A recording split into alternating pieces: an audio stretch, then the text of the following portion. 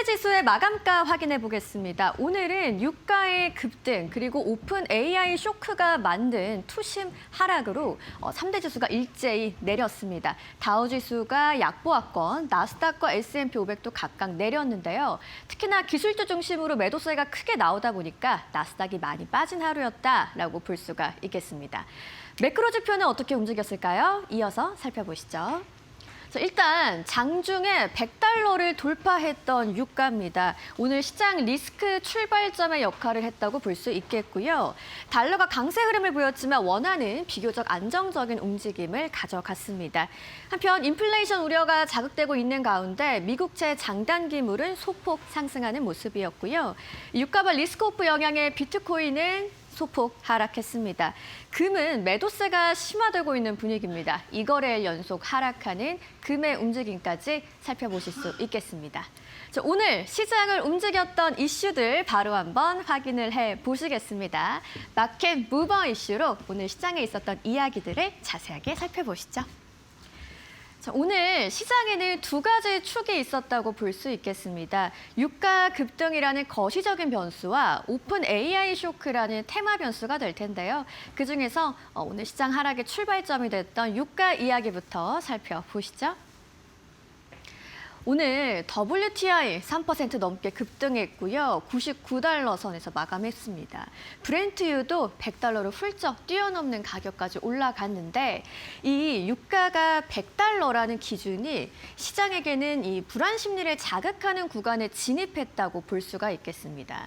이렇게 유가가 급등하면서 인플레이션과 금리 부담이 자극됐고요. 앞서 살펴보신 것처럼 기술주 중심으로 하락세가 나오면서 나스닥 크게 내렸습니다. 에너지 sek터는 강세를 보였다는 것도 알 수 있겠습니다. 이어서 한번 살펴보시죠. 오늘 상황에서의 핵심 트리거는 미국과 이란의 제안과 입장이 계속적으로 부딪히고 있는 건데요. 일단 현재 상황은 이렇죠.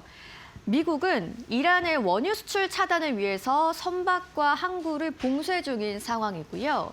이란도 이에 맞서서 호르무즈 해협을 사실상 폐쇄하고 있는 상황입니다. 즉, 양국이 서로 봉쇄 대 봉쇄로 맞대응을 하고 있는 구조라고 볼 수 있겠는데요. 이란의 제안을 한번 살펴보시면 이렇습니다. 우리에 대해서 제재를 완화할 경우 호르무즈 봉쇄 해제가 가능할 것이다 라는 요구고요. 이에 대한 미국의 입장은 어떤 합의가 되든 핵활동 제한이 포함돼야 한다는 요구입니다. 즉 이렇게 조건이 충돌하면서 협상의 교착은 심화되고 있습니다. 지지부진하게 난항을 겪고 있다라고 볼 수 있겠죠. 추가적인 변수로 아랍에미리트 연합국이 오펙과 오펙 플러스를 내달 1일에 탈퇴하겠다는 발표가 나왔습니다. 산유국 공조체제 흔들림을 유발할 수 있는 변수인데요. 시장 입장에서는 앞으로 공급 관리 더 어려워질 수 있겠구나라고 받아들였고요. 이 공급 불안 심리를 키운 오늘 유가 급등의 보조 재료가 됐습니다. 시장 관점에서 한마디로 정리를 해보겠습니다. 유가 100달러를 재돌파한 건 단순한 숫자가 중요한 게 아니고요. 이 공급 불안이 시장에 다시 반영되기 시작했다라는 시그널 우리에게 보내고 있습니다. 이어서 오늘 시장에 하락을 만들었던 또 다른 이슈, 바로 오픈 AI에 대한 부정적인 보도인데요. AI 투자에 대한 의구심이 커지면서 반도체주가 동반 하락을 했습니다. 이 내용도 한번 자세하게 살펴보시죠. 여러분 기억하시나요? 어제 시장을 지지했던 건 AI였는데 오늘 시장을 끌어내린 것도 다시 AI가 되고 말았습니다. 오늘 트리거가 됐던 게 바로 월스트리트저널의 보도였습니다. 오픈 AI가 내부에서 이러한 우려가 제기된다라는 부정적인 이야기였는데 신규 사용자와 매출 목표가 미달했다는 거였고요. 경쟁사인 엔트로픽에 대해서는 기업용 코딩 시장에서 점유율을 확대하고 있다라는 이야기도 추가로 보도를 했습니다. 여기서 가장 중요한 포인트는 이 데이터 센터, 컴퓨팅 비용을 감당할 수 있는지에 대해서 시장이 의문을 품고 있다는 점인데요. 이게 왜 그렇게 중요할까요? 자, AI의 구조를 보시면 데이터 센터와 GPU 등으로 막대한 투자가 이어지고 이것을 수익으로 회수하게 됩니다. 그런데 투자는 큰데 수익이 부족할 수 있다라면서 이 AI 비즈니스 모델 자체에 대해서 의문을 제기한 게 된 겁니다. 그래서 시장은 오늘 특히나 좀 민감하게 반응을 한 게요. AI가 현재 시장의 핵심 성장 축이라고 볼 수 있죠. 그래서 이 축이 흔들린다면 데이터 센터에서 촉발된 문제가 반도체 그리고 빅테크까지 영향을 미칠 수 있기 때문입니다. 오늘 그래서 실제 시장의 반응을 한번 살펴보시면요. 일단 좀 직접적인 타격을 받은 건 오라클이었습니다. 데이터 센터 수요 감소 우려로 오늘 3% 넘게 빠졌고요. AI 칩 공급의 핵심이 되는 건 역시 엔비디아라고 볼 수 있겠죠. 1% 넘는 약세 마감. AMD도 이 AI 투자 둔화 우려로 함께 타격을 받으면서 3% 넘게 하락을 했습니다. 결국 오늘 나스닥의 하락을 확대하게 되는 요인이 됐습니다. 핵심 구조는 이렇죠. AI의 성장, 비용 부담으로 이어지면서 수익성에 의문이 생겼고요. 투자 지속성에 의심을 제기한 시장입니다. 결국 관련주들은 일제히 하락하고 말았죠. 오늘의 포인트, AI는 성장 스토리가 아니라 수익성 검증 이슈에 직면을 한 상황이고요. 기술주 하락을 확대시킨 오늘의 2차 트리거가 됐습니다. 결국 AI 기대감보다는 돈이 되는 구조인지 검증이 시작된 날이라고 오늘의 시장 이야기를 정리해 볼 수 있겠습니다. 자, 시장을 움직인 이슈들 살펴보셨고요. 종목과 관련한 이야기는 최여운 앵커와 만나보시죠. 네, 기술주가 하락 흐름으로 거래를 마감을 했습니다. 나스닥 지수는 1% 가깝게 하락하면서 거래를 마감을 했는데요. 일단 종목별로 어떻게 움직였는지 함께 정리해보고 가도록 하겠습니다. 먼저 엔비디아 만나보실까요? 엔비디아의 경우에는 1.5%대 하락세가 나왔습니다. 연이어서 신고가를 경신하던 엔비디아의 주가는 오늘 소폭 하락하는 흐름을 보여줬습니다. 오픈 AI발 여러 가지 위기가 좀 나왔지만 그럼에도 불구하고 사실 기술주의 경우에는 장 초반 비교에서 약간 낙폭을 조금씩 만회하는 흐름을 보여줬습니다. 투자 심리는 여전히 살아있다라는 생각이 드는데요. 물론 오늘 보시다시피 이렇게 전반적으로 빨간 흐름으로 거래를 마감했지만은 투자자들은 그래도 초록불, 내일은 상승하지 않을까 하는 기대감 가지고 있는 것 같습니다. 마블 테크놀로지 4.3%대 하락세, 마이크론 역시나 3.8%대 하락세, AMD도 3.4%대 하락세 나왔습니다. 일단 1등은 1%대 하락세, 그리고 최근 들어서 많이 상승 흐름을 보였던 이러한 소부장단에서는 오늘 약간의 하락 흐름 크게 나오고 있는 상황이고요. 이외에 알파벳 같은 경우에는 약보합 수준에서 메타도 1%대 하락으로 거래 마감했습니다. 아마존 0.5%대 하락세, M7의 경우에는 사실상 오픈 AI발의 위기가 있다라는 요 어마어마한 헤드라인에도 불구하고 사실은 하락폭이 크지 않는 모습 보여줬고요. 그러면 한 가지 이슈 만나보도록 하겠습니다. 일단 오픈 AI발로 인해서 가장 크게 하락이 나온 곳은 AMD와 마이크론입니다. 그리고 간밤엔 또 팔란티어의 목표 주가가 하향 조정되는 리포트가 나오기도 했는데요. 여러 가지 좀 부정적인 소식이 함께 겹치면서 이렇게 전반적으로 반도체 쪽에서 하락 흐름이 좀 크게 나왔다라고 보시면 될 것 같습니다. 그리고 이렇게 M7 기업들이 사실상 거의 대부분 하락한 가운데 약간 눈에 띄는 기업이 있습니다. 지금 제 옆에 보이는 애플입니다. 오늘 1.1%대 상승 흐름이 나왔는데요. 장전의 리포트가 나왔습니다. UBS가 아이폰 17의 판매 호조가 예상된다라면서 지금보다 애플의 주가는 더 올라야 마는 것이다라는 투자 의견을 함께 제시하기도 했습니다.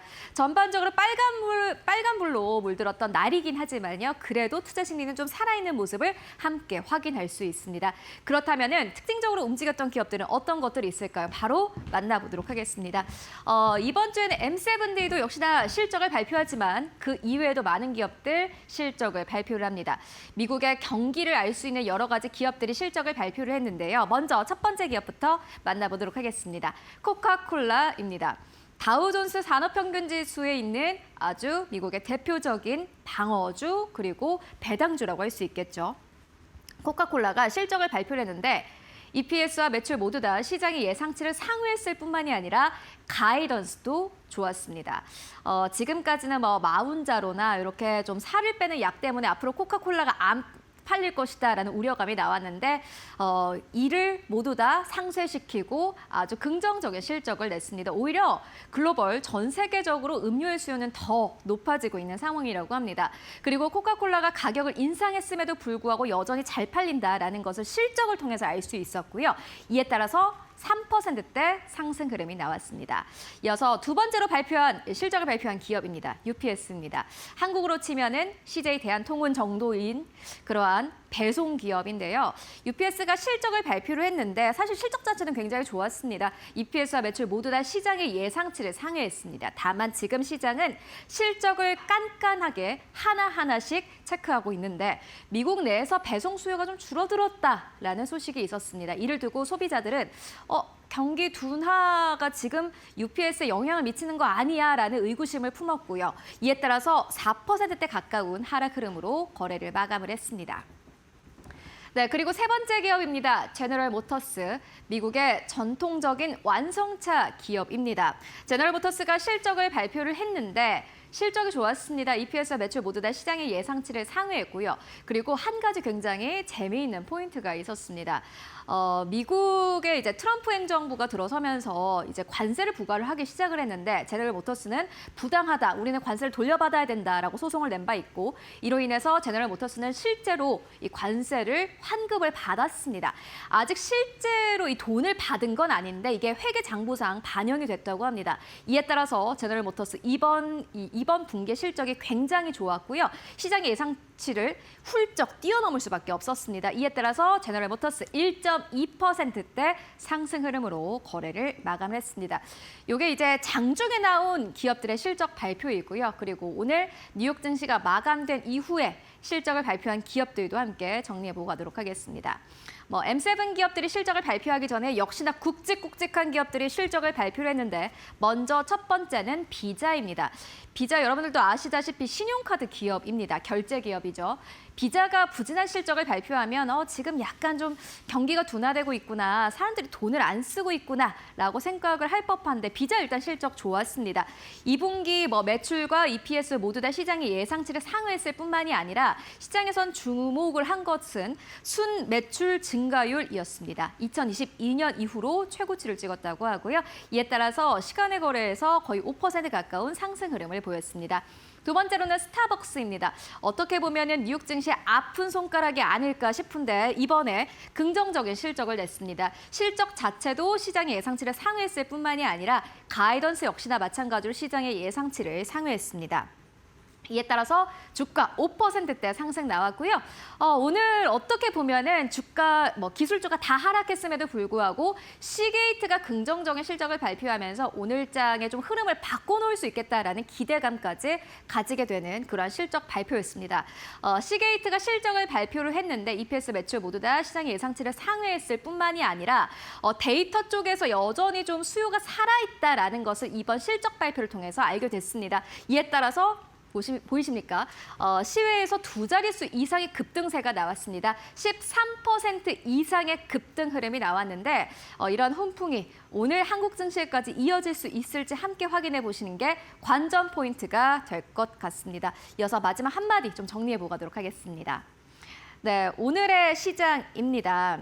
내일 실적 발표에서 어떤 내용이 나올지를 지켜보려는 경계심 속에서 단순한 차익 실현 매물이 나오고 있다라고 표현을 했습니다. CNBC에서는 어떤 전문가의 말을 인용을 해서 이렇게 이야기를 했는데요. 이 표현에 좀 집중을 해보고 싶습니다. Just some profit taking. 그냥 지금은 약간의 차익 실현 매물이 나오는 거지 너무 심각하게 생각할 필요가 없다라고 CNBC에서는 표현을 했습니다.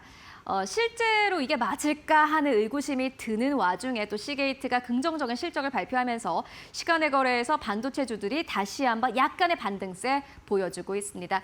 시장이 약간 좀 변동성이 있습니다. 장 마감 전까지는 약간 좀 좋지 않았다가 또 장 마감된 이후에는 또 좋아지는 이러한 흐름 보여주고 있는데 변동성은 아마 내일까지 계속되지 않을까 싶습니다. 오늘의 시장 여기서 모두 다 마무리해 보도록 하겠습니다.